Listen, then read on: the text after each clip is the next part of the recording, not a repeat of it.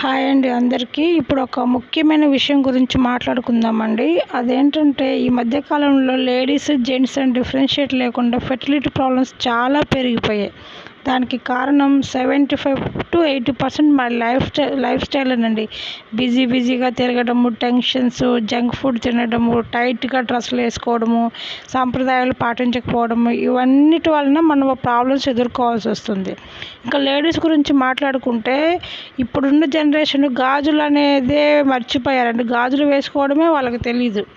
కాబట్టి కనీసం మన పిల్లలకు మనమన్నా చెప్దాం. ఒక చేతికి ఎప్పుడు గాజులు వేసుకోండి, ఇంకొక చేతికి వాచ్ పెట్టుకుంటాం కాబట్టి మేము వేసుకోమన్నా కానీ మీరు ఒప్పుకోవద్దండి. అట్లీస్ట్ ఒక గాజు వేసుకొని దానికి వాచ్ పెట్టుకోమనండి. కారణం ఏంటంటే మన మణికట్టు దగ్గర ఉండే నరాలకి, గర్భసంచి దగ్గర ఉండే నరాలకి కనెక్టివిటీ ఉంటుందండి.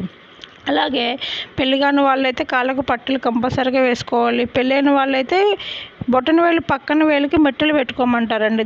ఇది కూడా సేమ్. ఈ నరాలకి మన గర్భసంచి దగ్గర ఉండే నరాలకి కనెక్టివిటీ ఉంటుంది.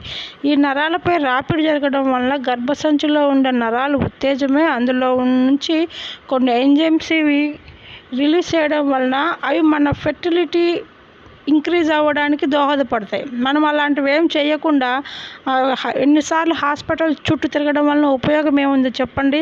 అలాగే బయట ఫుడ్, జంక్ ఫుడ్ ఇవన్నీ వదిలేసి ఇంట్లో ఫుడ్ ప్రిఫర్ చేయండి. నెక్స్ట్ మనం వేసుకునే డ్రెస్సులు అండి, ఎప్పుడు బాడీలో ఉండే ఆర్గాన్స్ని, ప్రైవేట్ పార్ట్స్ని టైట్గా కప్పేసి పెడితే వాటికి బ్లడ్ సర్క్యులేషన్ ఎక్కడి నుంచి వస్తుంది, వాటిలో యాక్టివిటీ ఎలా మొదలవుతుంది. కాబట్టి మీరు డే టైం అలా వేసుకున్న అట్లీస్ట్ నైట్ టైం అయినా ఇన్నర్ ఫ్రీగా, ఆర్గాన్స్ అన్నీ ఫ్రీగా గాలాడే బట్టలు వేసుకోండి. చాలా వరకు మనం కంట్రోల్ చేసుకోవచ్చు.